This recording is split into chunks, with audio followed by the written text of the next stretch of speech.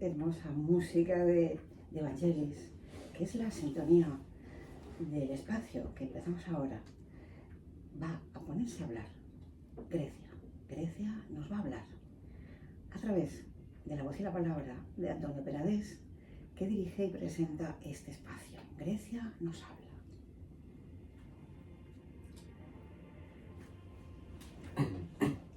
Antonio Penades es historiador, periodista, abogado. Es autor de la novela El hombre de Esparta, publicada por Edasa, y de las crónicas de viajes, las maravillosas crónicas de viajes tras las huellas de Heródoto y Viaje a la Grecia clásica. Desde 2005 imparte cursos de escritura creativa y de historia de Grecia en el Museo Liber de Valencia. Ha recibido varios premios, entre ellos el de la crítica literaria valenciana, de la crítica literaria de la Comunidad Valenciana, en la categoría de ensayo.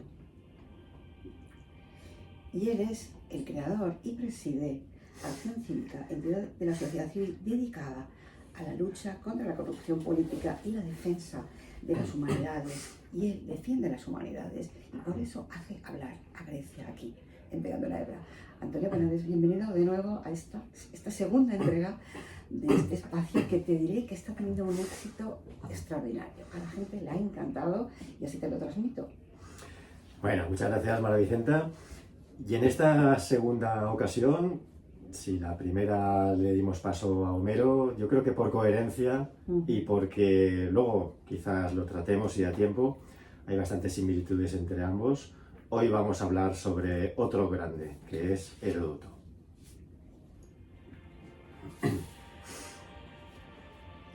Pues preséntanos una vez más a Heródoto, a alguien que produjo en ti un impacto muy especial en un momento de tu vida que quizá marcó que tú hoy estés hablando aquí de él, ¿no?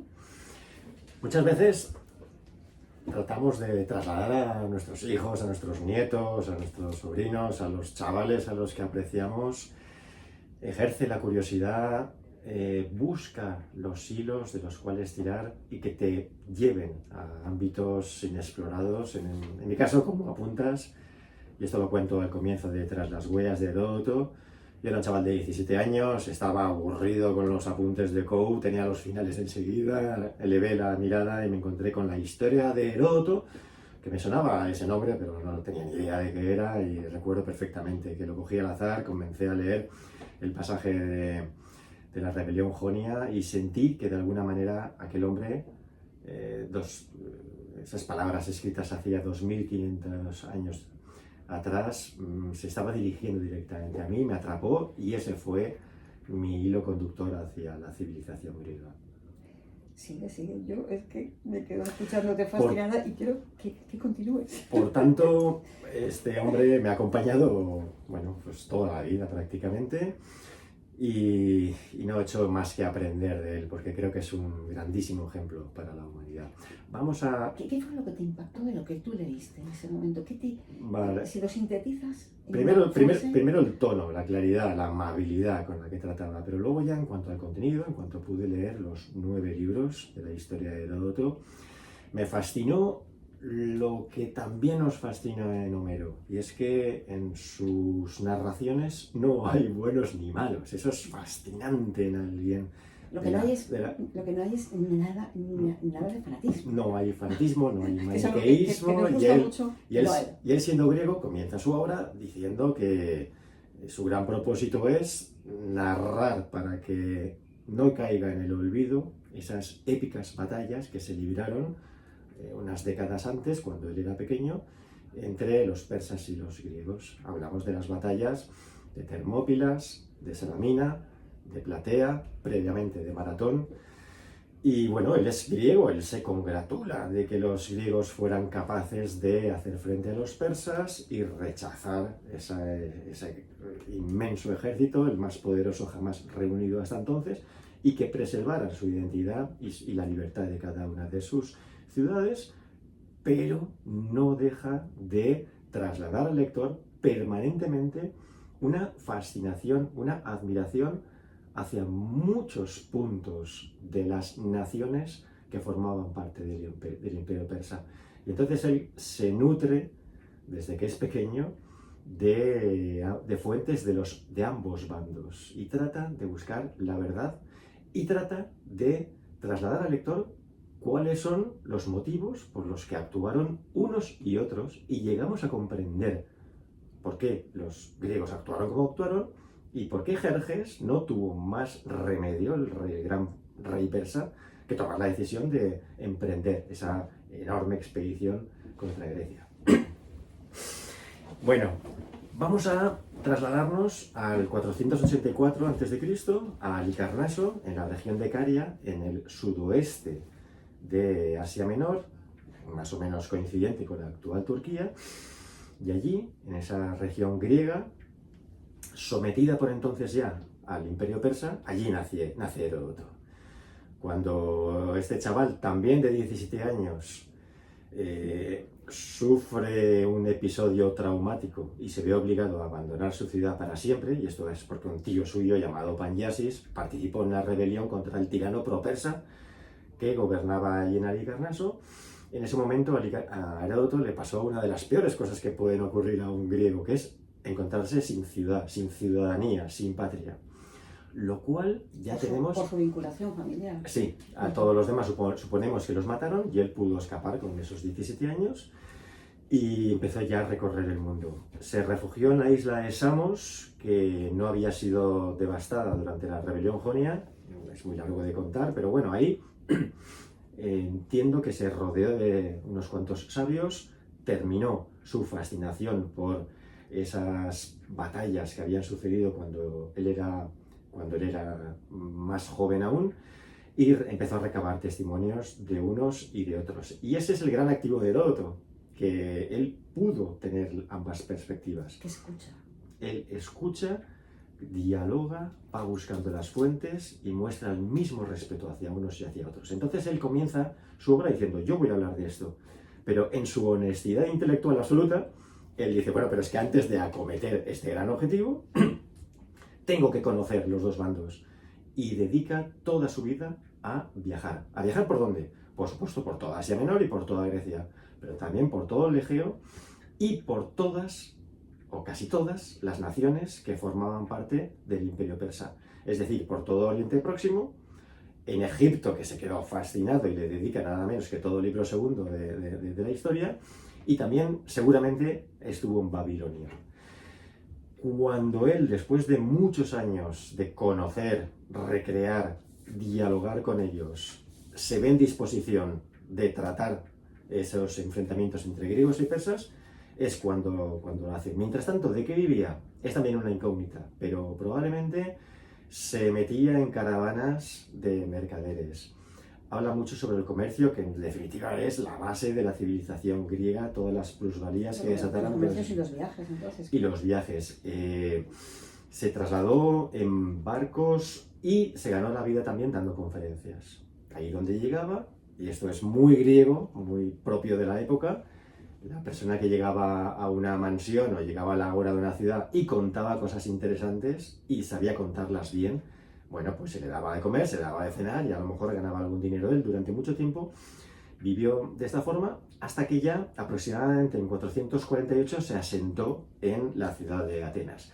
Es Atenas esplendorosa, en plena Pentecontecia, esos 50 años que separan las guerras médicas de la guerra del Peloponeso, que comenzó en 431 a.C., esa Atenas de Pericles. Se hizo muy amigo de Sófocles, del Trágico, se hizo muy amigo de Anaxágoras y también de Protágoras de Abdera, el primer sofista, lo mejorcito de entonces. Todos ellos tuvieron problemas judiciales, todos ellos se vieron obligados por distintos motivos a abandonar la ciudad de Atenas, de la misma manera que Aspasia, la segunda mujer de Pericles, también fue juzgada. Esto sería otro tema que podemos tratar más adelante. Y en 444 a.C., Heródoto se fue a Turios, que es una ciudad, una colonia panhelénica, diseñada en gran parte por Pericles, al sur de la península itálica, una maravilla de sitio, y ahí por primera vez él obtuvo una ciudadanía. Y él ya, ahí es donde se asentó, y ya relajado porque por fin estaba en su casa, en su ciudad, con los suyos, escribió la historia de Heródoto con toda esa perspectiva vital y con todos esos conocimientos previos que había adquirido durante esos años. Y bueno, y gracias a él tenemos este inigualable testimonio que se llama La Historia, y que por favor aconsejo a todos leer, que para eso tenemos este espacio que decía nos habla, ¿no, María Vicenta? Y vamos a escucharlo, ¿no? No solo Antonio Penades, que es un placer escucharlo, escucharte, sino escuchar que ha dicho Heródoto, por ejemplo, ¿no? Y a mí hay frases de él que me llegan mucho, ¿no? Dice, me veo en el deber, dice, de referir lo que se me cuenta, pero el no a creérmelo todo a rajatabla. Vale, o sea, eso es una gran frase que resume muy bien el tono que emplea y la posición honesta ante lo que va a narrar, que no es una narración normal, es una narración que él comprende que está repleta de épica y de trascendencia. Es decir, no va a contar sucesos pasajeros, no. Gracias a la victoria griega sobre los persas, Grecia no fue convertida en una satrapía más, con lo cual pudo mantener la independencia de sus ciudades y, por ejemplo, la democracia ateniense y las democracias de las demás aliadas de Atenas pudo desarrollarse. Sin este desarrollo, probablemente en el siglo XX y XXI no gozaríamos de las democracias que tenemos, etcétera, etcétera. Ante esta gran narración, ¿el qué hace? Bueno, pues él va escuchando, él va dialogando, él se va fascinando con todas aquellas leyendas que tienen el poder de atracción y se las traslada a sus lectores y también a sus escuchantes en sus conferencias. Pero hay 120, 130 ocasiones en su obra en las que él dice, yo traslado esta versión y también esta. Y también esta que me ha gustado, pero no me acabo de creer ninguna de ellas. A lo mejor la más plausible es esta. Es decir, él no jamás da una visión unívoca de los hechos. Él va recabando versiones, nos la traslada y nos dice cuál es desde un punto de vista honesto, la más fiel. A todo esto, y el primero fue Plutarco, que escribió una obra que nada menos que se titulaba De la maleficencia de Heródoto. A Heródoto se le ha acusado de fantasioso, de contar historias que no hay quien se las crea, etc.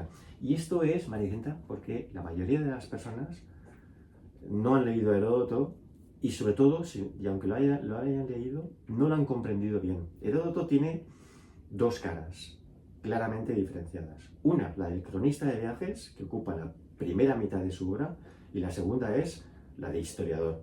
Historiador que hay que recordar que es una disciplina que no existía hasta que no llegó él. Es el gran iniciador, ¿no? de la labor de historiador, ¿no? Hasta entonces nadie contaba historia, todo eran leyendas, todo eran escritos redactados por encargo del gobernante de turno, con lo cual podemos decir que es propaganda básicamente. Claro.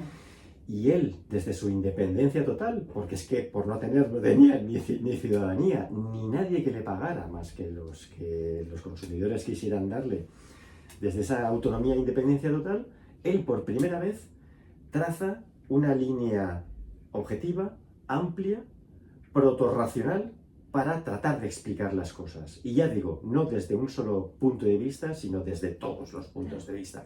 Pero eso lo hace en la segunda parte. En la primera, cuando él nos cuenta sus viajes para recabar todos esos datos, para estar en disposición de ya ponerse el mono de historiador, ahí sí que cuenta historias y cuenta leyendas, pero cuenta todo aquello que a él le ha fascinado en sus viajes. Cuenta que le cuentan. Y cuenta que le cuentan, claro. Y no deja de decir... No da valor de verdad a todo. Jamás. Y es más, él mismo dice, esto que os he contado, señores lectores, yo lo pongo en duda, ¿eh? No creáis que es terriblemente honesto. Pero esto molesta mucho a aquellos que quieren que haya una verdad y que sea por supuesto la suya y que todo aquello que la cuestione ha de ser abatido, ¿no? Entonces, seguro que puede tener muchísimos detractores, muchos. Así Alguien es. tan íntegro como él tuvo muchos, ¿no? Y incluso digamos, de renombre, ¿no? Sí, bueno, sí sigue pasando hoy en día. Para legitimar más esa crítica, ¿no? Así es, no gusta aquel que va por libre, aquel que dice las grandes verdades y que pueden chocar con lo oficial o con lo que conviene a una determinada política. Esto, la condición humana sigue siendo la misma, solo cambia la tecnología, pero somos iguales. Bueno, y cuando se pone el mono de historiador, también ha habido tesis que han sido rebatidas, pero resulta que al final el tiempo siempre le ha dado la razón. Y vamos a poner algunos ejemplos. El primero de ellos es el canal de Jerjes. Es un poquito largo de explicar, pero lo resumo en nada, medio minuto. Cuando la flota persa va costeando la parte de Tracia-Macedonia, cuando se encuentra con el istmo de Athos, lo que hizo Jerjes previamente durante meses fue encargar la unión de los dos mares en un canal que duró de 2 kilómetros de anchura. Durante mucho tiempo, Heródoto nos lo cuenta muy bien, como la flota estuvo una semana pasando de mar a mar y toda la vida eso ha sido la fantasía más de Heródoto. Bueno, pues en 1995, un equipo multidisciplinar británico-griego demostró que esto es exactamente así. En segundo lugar, también decía que... ¿Cómo lo demostraron? Bueno, realizando pozos, con estudios geotécnicos, con imágenes de satélite, con equipos de magnetismo. ¿Se pudieron confirmar que eso estaba? Que eso está. Ahí está. Y aparte con toda la sección, tal y como él dijo, en V, lo hicieron ingenieros fenicios. Bueno, la segunda es, él siempre ha dicho que los fenicios fueron los que trajeron a Grecia el alfabeto griego. Bueno, se le acusó de filo bárbaro, ¿cómo puede ser esto? Y se ha demostrado que en la época... como de traidor, digamos. De traidor. Y si el otro día hablamos de por qué la Ilíada y la Odisea fue compuesta en el siglo VIII a.C., es la época en que los mercaderes griegos copian el alfabeto de los fenicios, que les funcionaba mucho mejor. Y luego ya de ahí se le añadieron las vocales, de ahí sale el griego y luego ya el latín. Y la tercera fue cuando Heródoto narra cómo los dioses griegos provienen de Egipto. Él estuvo en Egipto muchos meses, conversó sobre todo con sacerdotes y vio de primera mano cómo cada dios y diosa griegos tiene su equivalente en Egipto. Y entonces...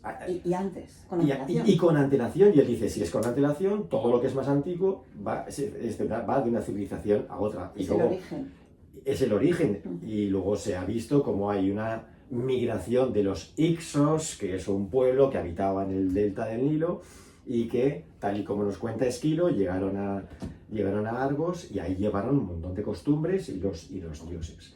Es decir, que siempre que alguien ha atacado a Heródoto ha sido porque estaba errado, estaba equivocado o porque mira por dónde el tiempo le da la razón. Es un grande Heródoto.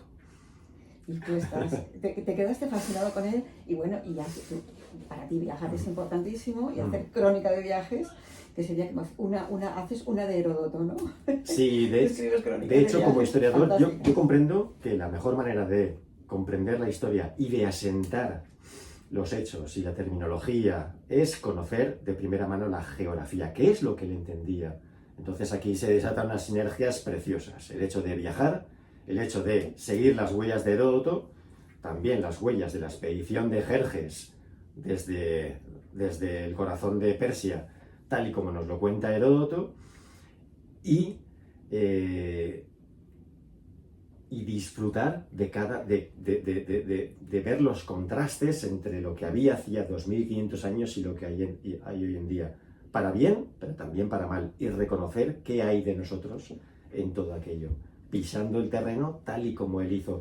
Yo no he tratado de hacer más que toda la vida imitar a Heródoto en sus técnicas, en su metodología y en su forma de ser, María Vicenta, porque hay tanto que aprender de él, no ya de su obra, sino de su carácter y de su visión en el mundo, aceptando, en contra de lo que estaba bien visto en su época, aceptando cualquier costumbre que fuera terriblemente distinta a la de los griegos.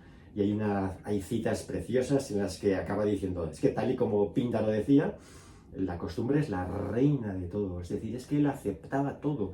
Él siendo, que esto otro día hablaremos de la religión de los griegos, no hay nadie como Heródoto para comprender bien y para darnos esa respuesta que todos nos hemos planteado de si los griegos creían o no en sus dioses, que para nosotros son los mitos griegos, pero son sus dioses. Un día hablaremos de ello, Maricinta. Hablando de las cosas que ha dicho Heródoto, yo tengo otras dos frases. Dice, de todas las miserias del hombre, la más amarga es esta, saber tanto y no tener dominio de nada. Muy bien, pues como todo sabio, él se percataba de todo lo que le falta por aprender, cuántas ideas preconcebidas eran erróneas y de que cuanto más tratas a personas diferentes, más te das cuenta de la apertura de miras que esto te proporciona, etcétera, etcétera. De todos los infortunios que afligen a la humanidad, el más amargo es que hemos de tener conciencia de mucho y control de nada. Vale, esto es parecido. Sí, esto es parecido. La inabarcabilidad de la realidad. Claro. Pero otra cita maravillosa de él, y esto guarda una gran relación con Homero, es la permanente denuncia de la guerra. Y hay una frase que se le atribuye al rey Creso de Lidia, que dice, no hay nada peor que la guerra, porque en la paz son los jóvenes quienes entierran a sus padres, y en la guerra son los padres los que entierran a sus hijos. Todo en Heródoto es resaltar de la épica que había en esos grandes enfrentamientos, pero a la vez no para de trasladarnos la idea, al igual que hace Homero, de que no hay nada peor para los seres humanos que la guerra. Que era un antibelicista. Sí, sí, totalmente. Afortunadamente totalmente. Transmite eso, ¿no? Que no es precisamente lo que más hay ahora, ¿no? Bueno, siempre lo ha habido, ¿eh? Y ahora, aunque nos parezca mentira, estamos en uno de los momentos más pacíficos de la historia de la humanidad, sin dejar de mirar los grandes peligros que nos acechan en el futuro. Eso es otra cosa, sobre todo el peligro nuclear. Pero desde luego, esto que tenemos en esta parte de Europa, de que hace más de 80 años que no nos peleamos entre nosotros, esto es algo... Y también, más allá de que se conculquen continuamente en muchos lugares, están los derechos humanos. Nunca se ha respetado tanto al ser humano, teóricamente, y también se intenta hacer en la práctica a la medida de lo posible, los derechos del ser humano. Los derechos, ¿no? Y la dignidad. Fíjate que hasta hace apenas un siglo, sí, hasta hace apenas un siglo y medio sigue habiendo esclavitud. Nunca ha dejado de haber esclavitud en cualquier sociedad humana desde hace miles, no, nunca, desde el principio hasta hace un siglo y medio. Lo que pasa es que durante siglos y siglos no se condenaba, sino que estaba totalmente normalizado, y ahora se condena, más allá de que se siga llevando a cabo, y también de manera, bueno, pues no sé, pues en lugares donde a lo mejor trabajan niños de cortísima edad, y incluso para, bueno, pues para quizá confeccionar o hacer cosas que disfrutan en lugares donde los niños sí que tienen los derechos respetados, ¿no? Así es, aún quedan reductos, pero desde luego ya no es una cuestión generalizada como sí que lo ha sido en los últimos milenios. En fin, para concluir, María Vicenta, que nos queda poco, yo te digo que cada vez que alguien ha leído Tras las huellas de Heródoto o Viaje a la Grecia clásica, y ahora estoy con la última parte, con la continuación, y alguien me ha venido y me ha dicho, he disfrutado con ello y ahora voy a leer a Heródoto, de verdad que me reconforta más la segunda parte que la primera, porque a mí me cambió la vida.